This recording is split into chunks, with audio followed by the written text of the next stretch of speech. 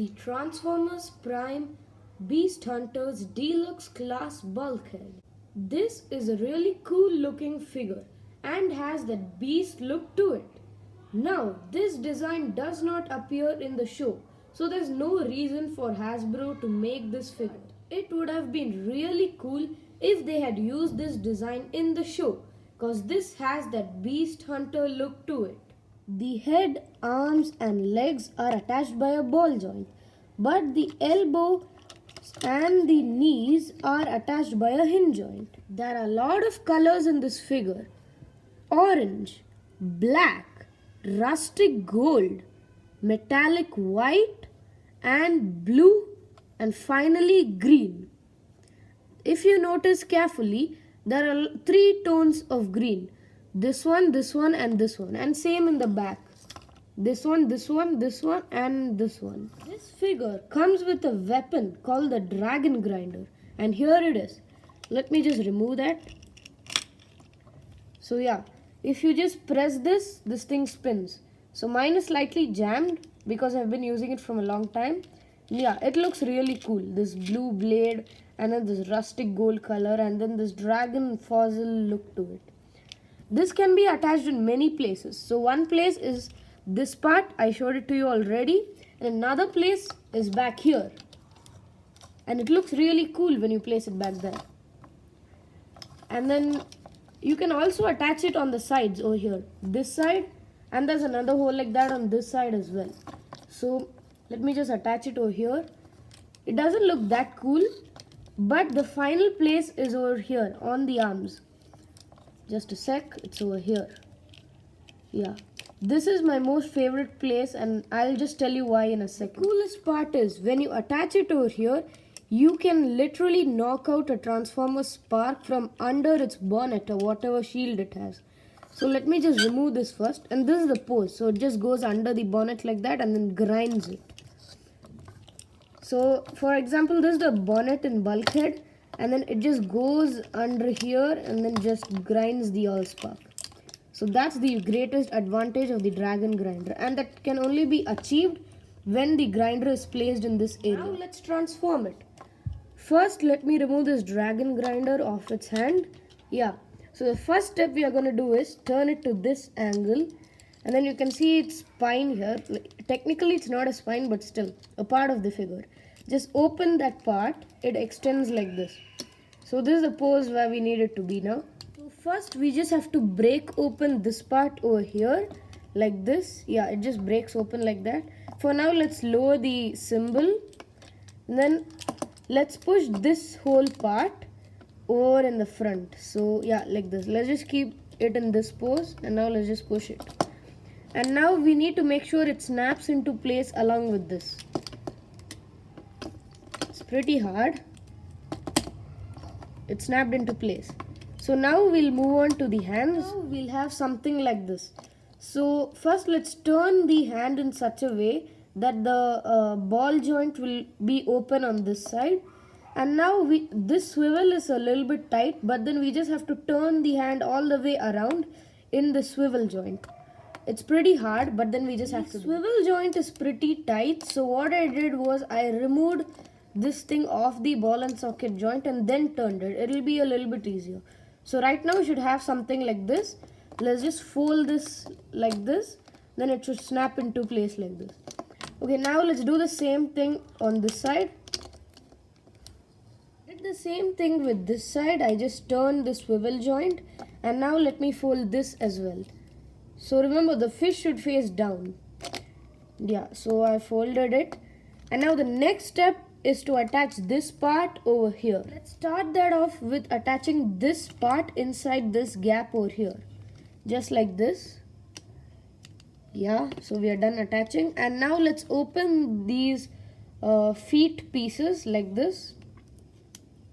Yeah, and now these two are joined together. At this point we just twist this part over here like this, and then this thing should meet over here.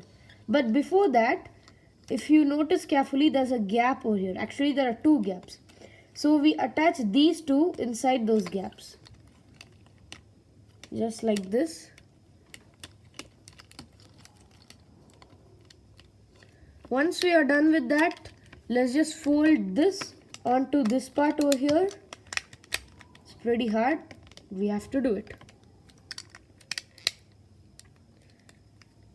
Yeah, now we are done transforming. Another thing is the wheels are turned like this. You just have to open them like this. So now they are like an actual car. Let's just try to open this part. Actually, this just becomes like a wing. That's what I like about this. You see, that's how it opens up. That's my favorite part. If you want, you can close it up, but then I like to keep it like that. Yeah. So for the review, we'll just close that. Yeah, that's it. And then let's just fold this symbol back up. So we are done transforming. Let's take a look at the details starting from below.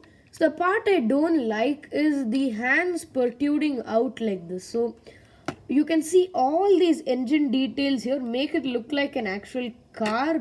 So they could have just added a layer or something to cover this up, but then they didn't. But that's fine actually. So now if you notice carefully, the wheels rotate properly on soft surfaces. But they just skid over smooth surfaces. They don't rotate properly. The back wheel is rotating slightly, but mostly they don't. The off-roading wheels on this thing look really cool. The windscreens are transparent, but the windows aren't. We can clearly tell that this vehicle is a 5-seater just by looking at the windows, because the ones in the back clearly show that there's another compartment for people to sit in. Now let's take a look at the interior. So we just have to open this door over here. Yeah, so you can see this hand. There's not much in the interior, but yeah, this is the part where the steering wheel is and the person sits inside this divider over here, I think.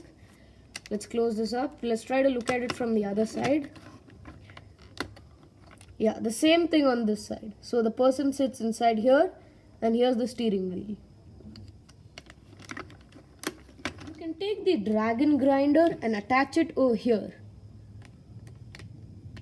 Because of all 3 holes, you can attach a lot of weapons on this thing as far as they are compatible with this. You can even attach the dragon grinder to the side, on this side as well. I mentioned earlier, we can attach many weapons over here. So I put the dragon grinder to the side and then I've placed a cannon over here and it looks really cool. Now let's transform it back. First let's remove the dragon grinder. And yeah, the same steps now but in reverse. First let's open these doors because they are in a lock-like situation. Yeah, and then let's remove this part from here. Like that, and then the hands are attached onto this thing. Let's just open that as well. Yeah. And now let's fold these pegs back down. So even they are attached by a ball joint. Let's just keep them like this. Now let's open the hands. Now we just have to remove this thing. They are in a lock like thing. Just a little bit of effort. Yeah, you can remove it. Now the thing that we broke, let's just attach it back like this. And then let's just pull this all the way down. The spinal cord sets back in position.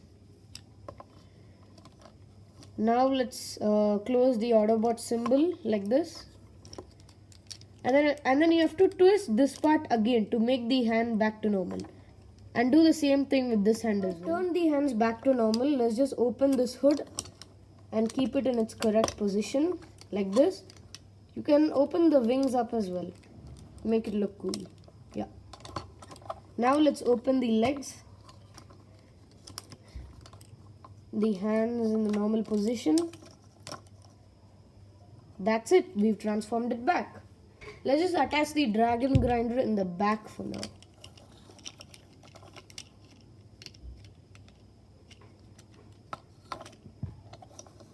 Because of this thing's high articulation capability, You can get it into a lot of poses. A victory pose, a sliding gun shooting pose, a cannon blast grinder defense pose, double attack pose,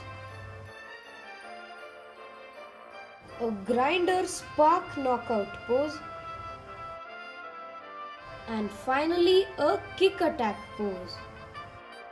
Overall, Hasbro has done a good job of designing this figure, and they really should have used this design in the Transformers Prime Beast Hunters show. That's it for the review. Thanks for watching. Subscribe for more.